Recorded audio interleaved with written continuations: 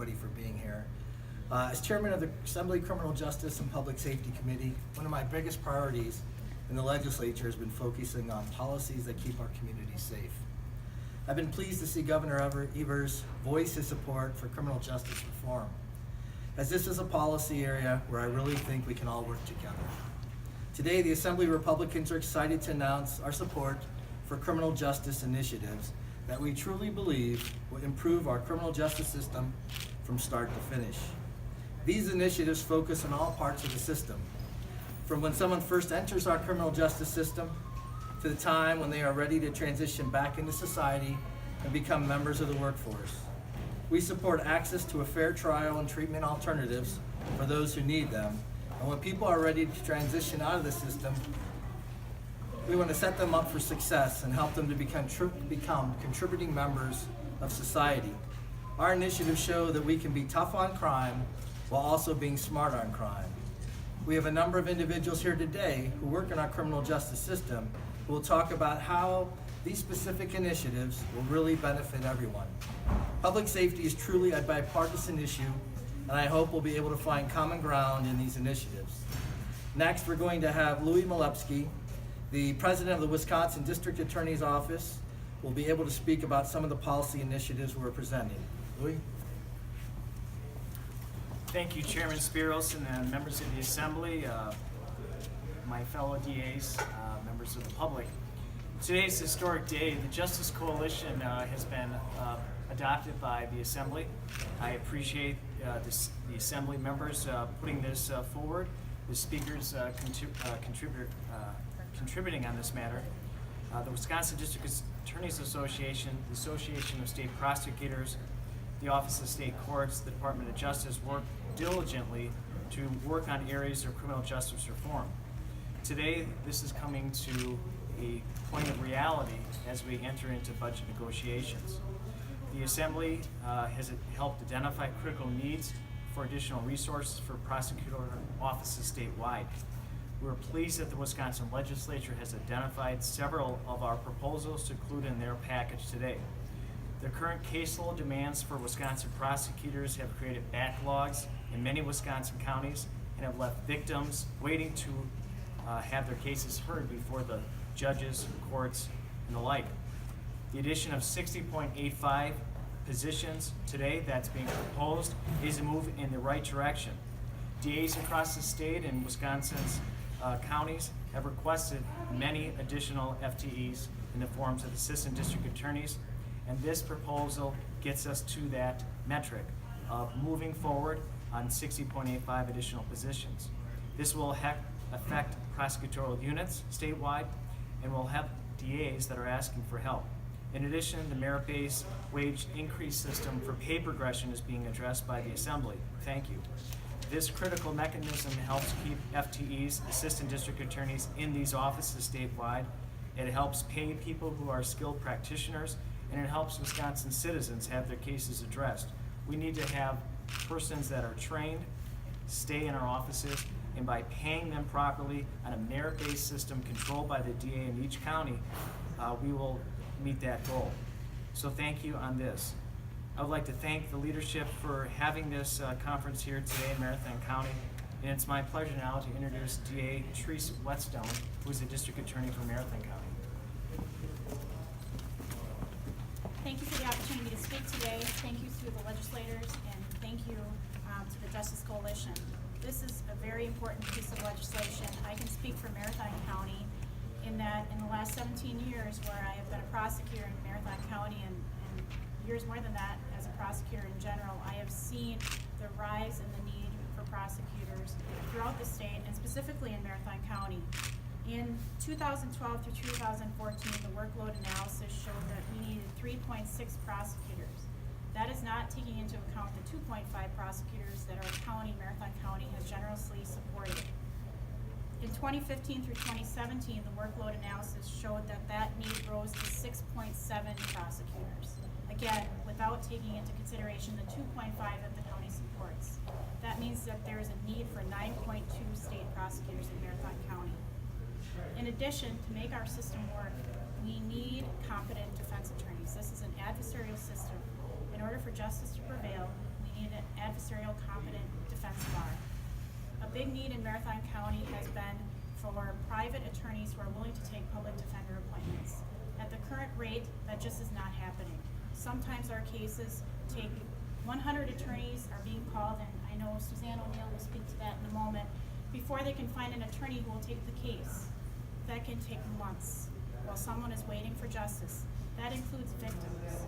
Victims of crime suffer when justice is delayed. We need these new additions. In addition to that, we need pay progression. I want to say that since I've been a prosecutor in Marathon County for 17 years, we have turned our office over more than 3 times. Think about that. Think about what that means for victims of crime who have to work with different prosecutors as the case progresses. Think about the lack of retention as it relates to experience. These are some of the most difficult cases. We have murder cases, we have child sexual assault cases, and we have a turnover rate that high. We need that pay progression to keep our experienced attorneys so we can keep the system moving and make sure there is justice.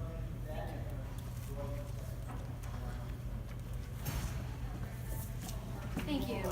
I am Suzanne O'Neill, the Regional Attorney Manager for the State Public Defender's Office. I manage the office here in Marathon County as well as several of the surrounding counties. And I'm here today to speak to you to the need of the increase in the private bar rate for public defender private bar attorneys. First, I'd like to thank Representative Schneider and Spiros and Krug for being here today and being supportive of this criminal justice initiative. It is vital to our criminal justice system that changes be made. As the attorney manager for this region, I have seen firsthand on a daily basis the painstaking steps that our office takes to find private bar attorneys to take complex cases.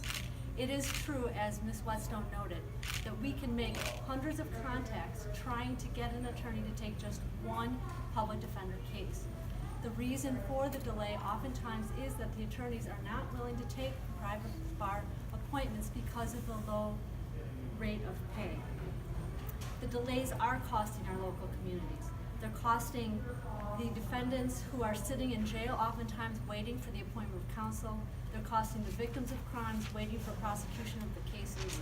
And they're costing our counties in the jail space, the bed space that is being taken up for the defendants who are awaiting appointment of counsel, as well as occasionally when the courts become impatient or frustrated with our inability to find a private bar attorney, that they on occasion will appoint an attorney at county expense, and the county then has to reimburse that attorney for representation. The support offered today by Representatives Schneider, Spiros, and Krug for raising the nation's lowest compensation rate for private bar attorneys is a profound and positive effect that it will have upon the residents of the state of Wisconsin. With these changes, we will continue to protect Wisconsin communities, and we will guarantee the protection of individual constitutional rights of those of the defendants, the accused, and certainly those of the victims of crime. So thank you again, representatives, for all that you are doing and for your support. Thank you. Good afternoon, I'm State Representative Scott Krug. I represent the 72nd Assembly District. One of the things that I've worked on a lot in my career is reentry and getting folks back into our system as contributing members of society and self-sufficiency. And that's one of the things that I think this package really helps address by making sure that, you know, over the 12,000 individuals who are released from our prisons back into our society on a yearly basis have better opportunity, have a chance to contribute to our workforce. We have excessively low unemployment rates across the state of Wisconsin right now, and it's historical. We need every person on board. We need everybody we can get. We need folks to have skills. We need to train individuals to come back into the workforce. These are some of the initiatives we need to address on the backside of a prison sentence. It's one of the things the state has dabbled in for a while. I think we can do a much bigger and much bolder job on that area as well.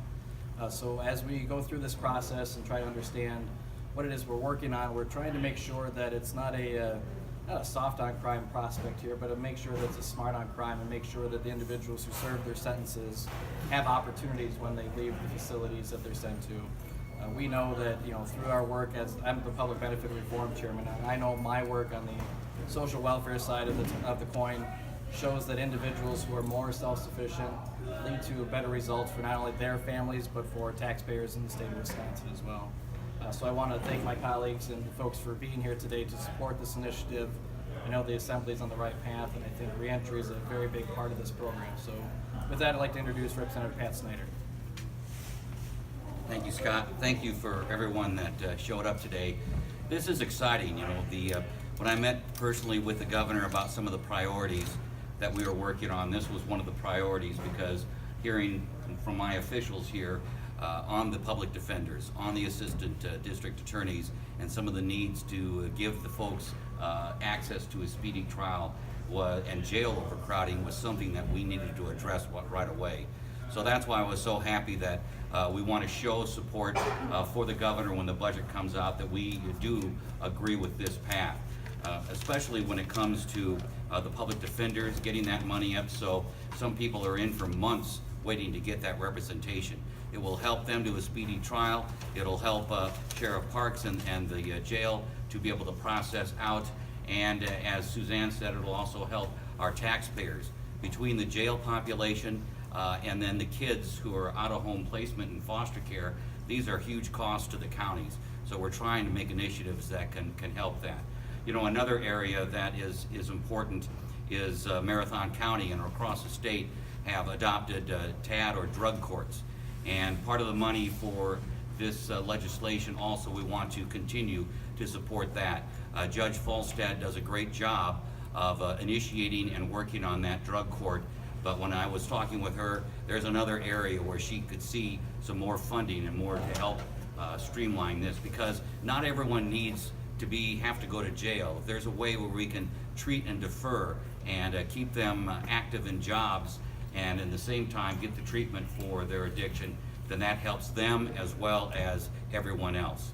So we're looking forward to this. We'll hear in a week from Friday, the governor will put out his budget, but I know that this is a strong reform that will help move Wisconsin forward. And as Representative Krug said, hopefully these individuals will get that second chance and be able to get successful careers going and be fruitful contributors to the state of Wisconsin.